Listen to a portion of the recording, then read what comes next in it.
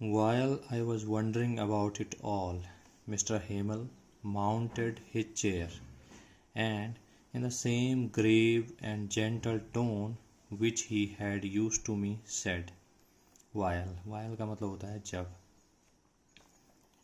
While means जब या जिस समय. I was wondering, wonder का मतलब होता है सोचना, to think, विचार करना. वंडरफुल का मतलब होता है शानदार. लेकिन जब हम कहते हैं आई वॉज वंडरिंग और आई एम वंडरिंग, तो इसका अर्थ होता है विचार करना या सोचना. I was wondering about it all, मैं सब के बारे में सोच रहा था. Mister Hamel mounted his chair. Mount का मतलब होता है पर्वत, और यहाँ पर माउंट का मतलब है चढ़ना.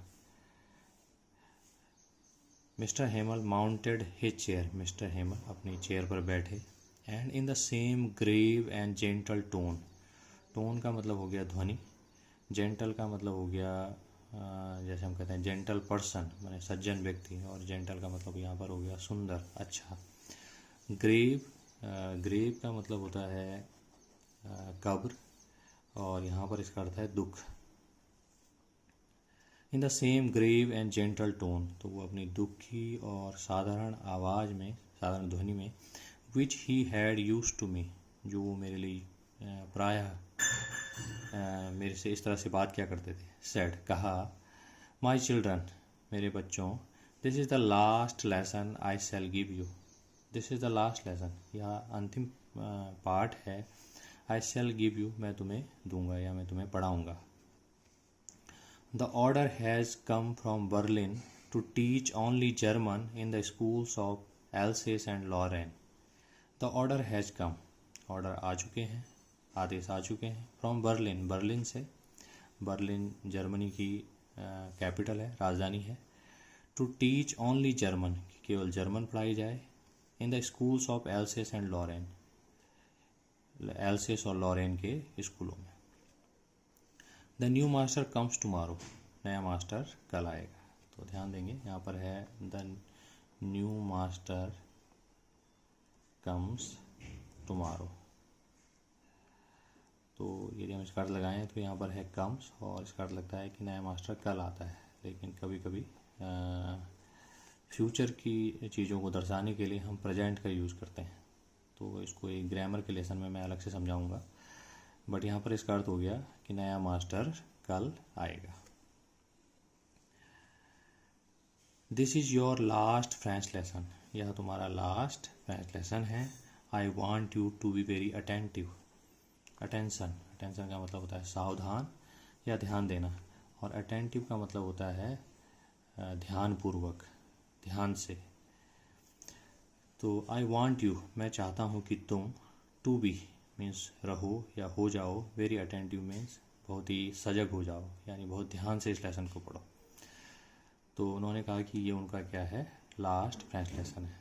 तो अब आप लोग समझ रहे होंगे क्यों इस लेसन का नाम द लास्ट लेसन है, क्योंकि ये फ्रेंच लैंग्वेज का लास्ट लेसन था, और क्योंकि एल्सेस और लॉरेन पर पर्सा ने अधिकार कर लिया है, पर्सा ने इसको टेक ओवर कर लिया है.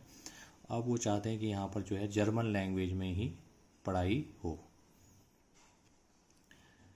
What a thunderclap these words were to me. What a thunderclap. Thunderclap का मतलब होता है जब बारिश होती है और बादल आपस में टकराते हैं, तो एक थंडर क्लैप ऐसा साउंड आता है, तो बादलों की गड़गड़ाहट, तो इसे कहा जाता है वज्रपात. What a thunderclap, क्या वज्रपात था. These words, ये शब्द, to me, मेरे लिए.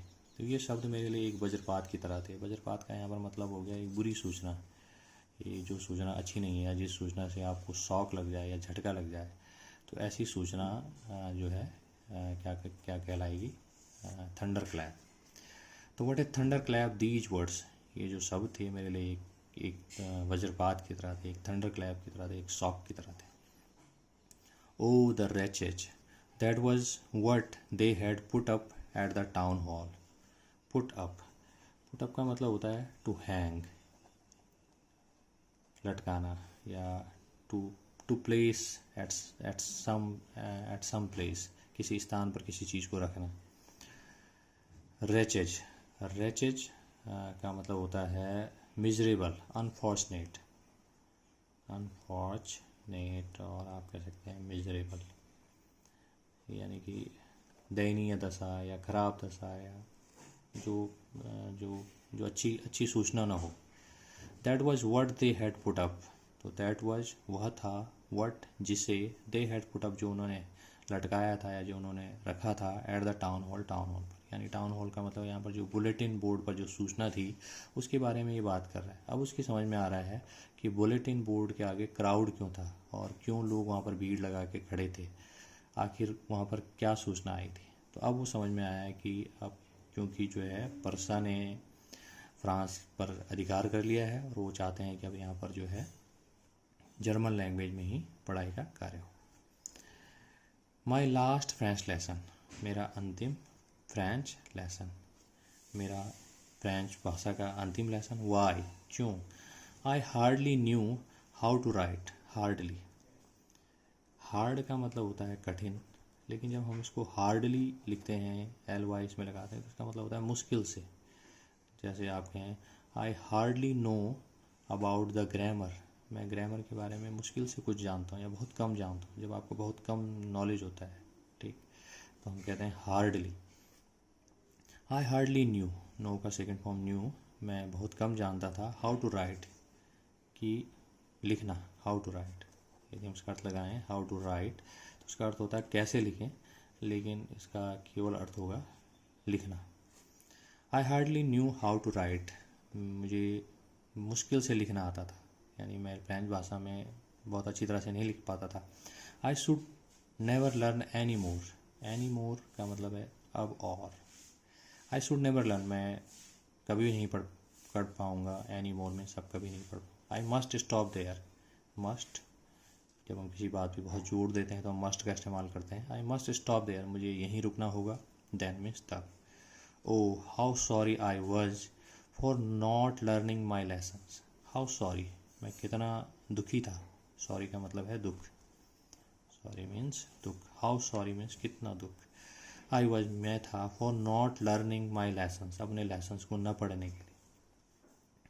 For seeking birds as eggs, seeking खोजना, बर्ड्स एज बर्ड के, एग्स मीन्स अंडों को, देखेंगे बर्ड, बर्ड्स, बर्ड का प्लूरल बर्ड्स हो गया, और जब हम इसमें एपस्ट्रॉफी लगाते हैं तो इसमें केवल एपस्ट्रॉफी लगता है, एस नहीं लगता है।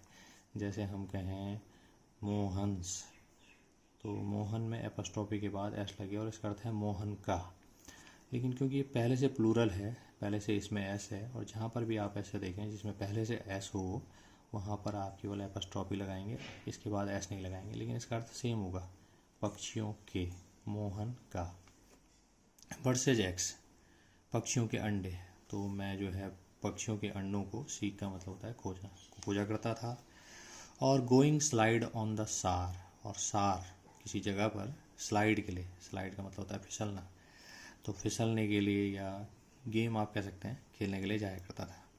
माई बुक्स, मेरी किताबें, that had seemed such a new sense a while ago, मेरी किताबें, दैट हैड सीम, सीम पहले भी आया है और इसका मतलब होता है लगना, प्रतीत होना, दिखाई देना, तो मेरी किताबें जो मुझे लगती थी, such a new sense, new sense का मतलब होता है प्रॉब्लम, प्रॉब्लमेटिक, परेशानी।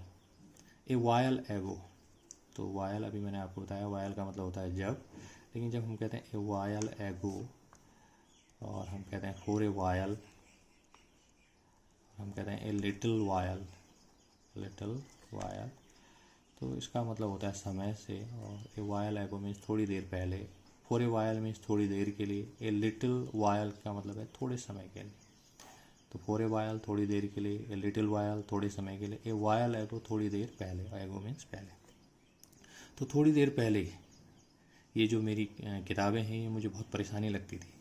सो हैवी टू कैरी, कैरी करने के लिए, ले जाने के लिए, ढोने के लिए मुझे बहुत भारी लगती थी, यानी मेरा बैग मुझे बहुत भारी लगता था। माई ग्रामर, मेरी ग्रामर की किताबें, and my history of saints, saint, saint का मतलब होता है महापुरुष, संत,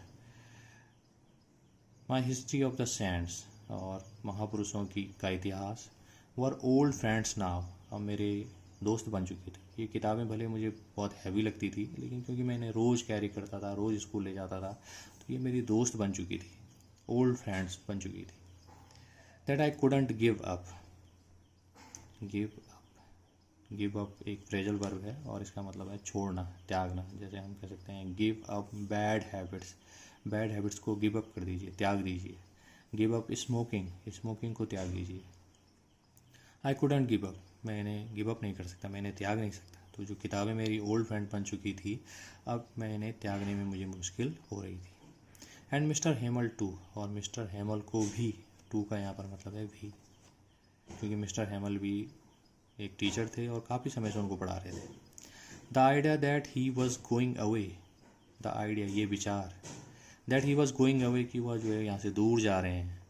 that I should never see him again, कि मैं उन्हें कभी अगेन में दोबारा फिर से नहीं देख पाऊँगा। Made me forget all about his ruler, made me forget मुझे भुला दिया, ध्यान देंगे। मेक समथिंग, तो ये हम कहते हैं मेक एक जो है कॉजेटिव वर्ब है, एक ऐसी वर्ब है जो अपने जो कारण बताती है। तो मेड मी फॉरगेट मीन्स मुझे भुला दिया। ऑल अबाउट हिज रूलर, उनके रूलर के बारे में, जैसे वो हमें पनिश करते थे। एंड हाउ क्रैंकी, क्रैंकी का मतलब होता है इरिटेबल, जो बहुत जल्दी इरिटेट हो जाता है, बहुत जल्दी चिढ़ जाते हैं, यानी यहाँ पर इसका अर्थ हो सकता है सन की। हाउ क्रैंकी ही वॉज, वो कितने सन की थे, कितने इरिटेबल पर्सन थे। तो मैं उनके बारे में भूल गया कि वो बहुत इरिटेबल थे और वो जो है अपने रूलर से मुझे पनिश किया करते थे। जब मुझे पता चला कि अब जो है वो यहाँ से जाने वाले हैं, ये उनका लास्ट लेसन है,